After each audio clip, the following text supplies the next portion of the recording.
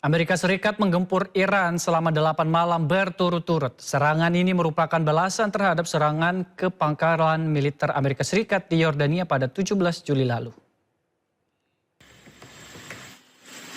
Ya pemirsa, Komando Pusat Amerika Serikat menyelesaikan serangan terhadap Iran pada 18 Juli 2026. Pasukan CENTCOM berhasil menghantam fasilitas pengawasan pantai, pertahanan udara, kemampuan maritim, dan penyimpanan rudal dan drone Iran. Lebih dari 50.000 pasukan Amerika Serikat di Timur Tengah dikerahkan. CENTCOM sebelumnya telah mengkonfirmasi bahwa 2 tentara Amerika Serikat tewas dan 1 lainnya masih hilang setelah serangan Iran terhadap pangkalan mereka di Yordania. IRGC sebelumnya mengatakan menargetkan pangkalan Amerika di Azraq, Yordania sebagai tanggapan atas serangan Amerika Serikat terhadap infrastruktur Iran.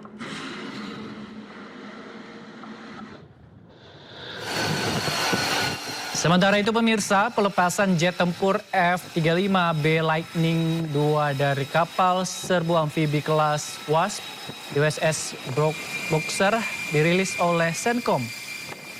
Operasi penerbangan dirilis Departemen Pertahanan Amerika Serikat. Pesawat petugas dan bertugas untuk beroperasi dan melintasi di Laut Arab. Pesawat ini sebagai bentuk pertahanan serangan dari Iran.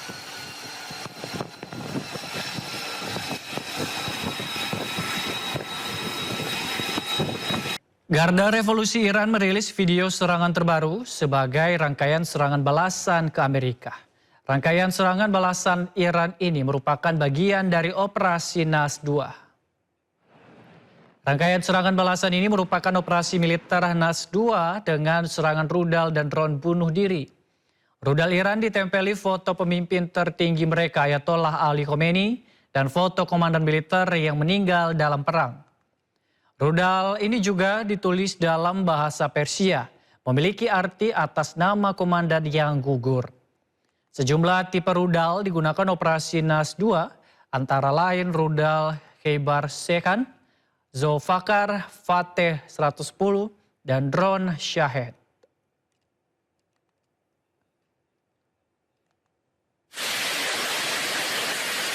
Sementara itu IRGC menyampaikan pihaknya berhasil menghancurkan 20 hanggar yang menampung pasukan militer Amerika Serikat di wilayah Azraq. IRGC mendapatkan informasi intelijen kemungkinan Iran menargetkan pesawat angkut militer C-17 dan pesawat komando serta kendali P-8 milik Amerika Serikat di Bandara Aqaba menggunakan rudal balistik. Serangan diklaim menewaskan puluhan tentara Amerika.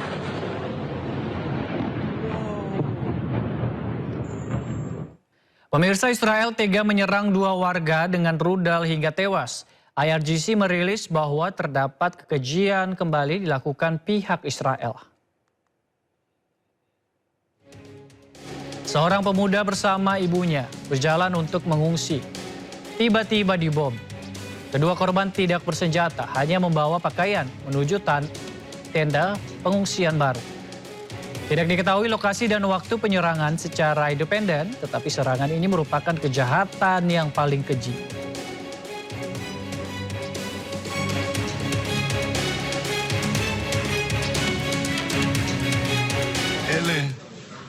אלה כל הנוח'בות האלה גיבורים, על הילדים, על הנשים, על התינוקות Di שלנו. sisi lain pemirsa, Menteri Pertahanan Israel memamerkan tahanan warga Palestina terikat tak berdaya.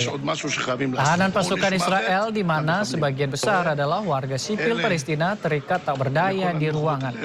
Bab penjahat melakukan kriminalitas tinggi. Kekejian perlakuan tentara Israel diunggah pihak Israel saat Menteri Pertahanan Israel Katz menunjukkan tahanannya.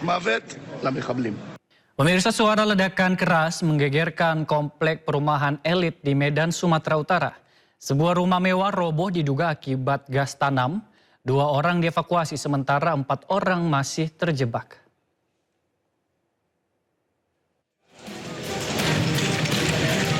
Usai ledakan terjadi, petugas gabungan langsung memasang garis polisi dan berlomba dengan waktu menjadi korban di tengah tumpukan material. Rumah mewah berantai 2 itu ambruk setelah warga mendengar suara ledakan keras dari dalam bangunan. Bapak Ibu sekalian yang tidak berkepentingan di luar polisian terlebih dahulu. Dugaan sementara ledakan berasal dari gas tanam saat sejumlah pekerja tengah melakukan renovasi rumah. Hasil investigasi awal, adanya kebocoran dari pipa gas tanam atau pipa gas bawah tanah.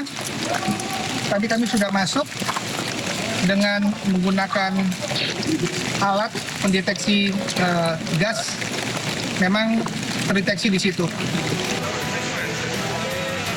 Hingga kini polisi masih melakukan identifikasi dan berupaya mengevakuasi 4 korban yang masih terjebak di dalam rumah.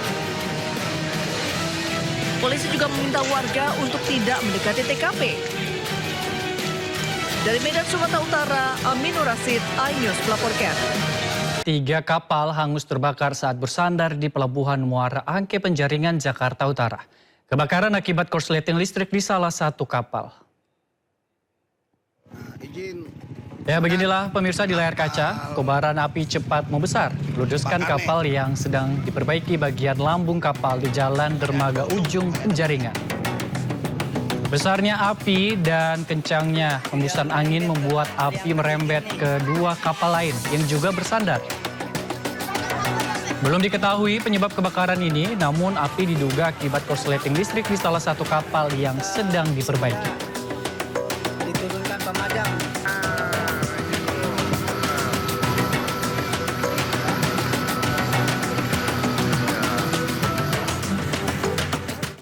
Kita beralih ke informasi lainnya pemirsa, aksi unjuk rasa berlangsung di Gedung Kejaksaan Agung. Sejumlah elemen mahasiswa menuntut Kejaksaan Agung segera menangkap ex-Jampitsus Febri Adriansyah. Aksi unjuk rasa berlangsung di depan Gedung Kejaksaan Agung Jakarta.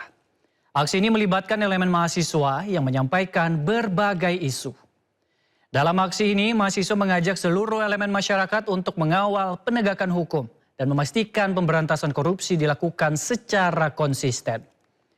Massa juga menuntut pihak Kejaksaan Agung segera menangkap ex-Jampitsus Febri Adriansyah.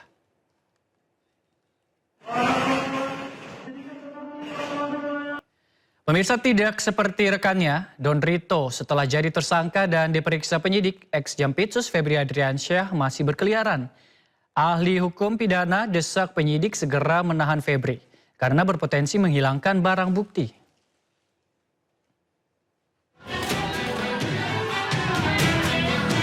Ex-Jampitsus Febri Adriansyah dan Don Rito telah resmi ditetapkan sebagai tersangka mega korupsi dan pencucian uang.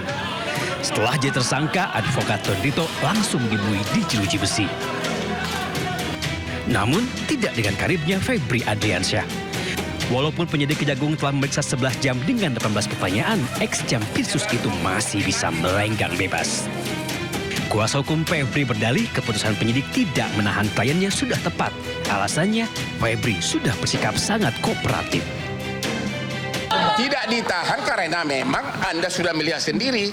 Anak SD pun mengatakan bahwa itu bukan tindak pidana, belum ada bukti. Kami sudah mengajukan permohonan untuk tetap tidak ditahan. 1. Tadi dengan alasan karena beliau ini begitu ditetapkan tersangka mengundurkan diri. Itu artinya kooperatif. Pakar hukum pidana Abdul Fikar Hajar tampaknya tidak sependapat. Menurut Fikar, sebagai mantan Jampitsus, Febri justru harus ditahan karena berpotensi menghilangkan barang bukti. Nah, menurut saya dengan kedudukannya seperti sekarang ini, ya, atau mantan Jampitsus, potensi itu ada gitu. Dia setiap hari bergaulnya dengan perkara. Jadi cara apa yang dia gunakan itu pasti dia udah ngerti gitu. Nah, karena itu menurut saya kekhawatiran 2 ini sebenarnya menjadi pertimbangan utama untuk melakukan penahanan. Protes juga disampaikan Handika Hanggowongso. Pengacara Don Rito itu menolak kliennya ditahan dengan alasan tidak ada kaitan dengan kasus yang tengah diselidiki. Proses serah terima kami ikuti dengan seksama. Alhamdulillah berjalan lancar. Namun yang membuat kami shock, klien kami, Pak Idon, langsung ditahan. Walaupun diduga bekerja sama mengkorupsi uang negara, namun perlakuan hukum yang diterima Don Rito dan Febri Adriansyah nampaknya berbeda. Padahal sebelumnya, Kejagung sudah berjanji akan menangani kasus yang menyerat Don dan Febri secara adil dan transparan. Tim Liputan iNews melaporkan.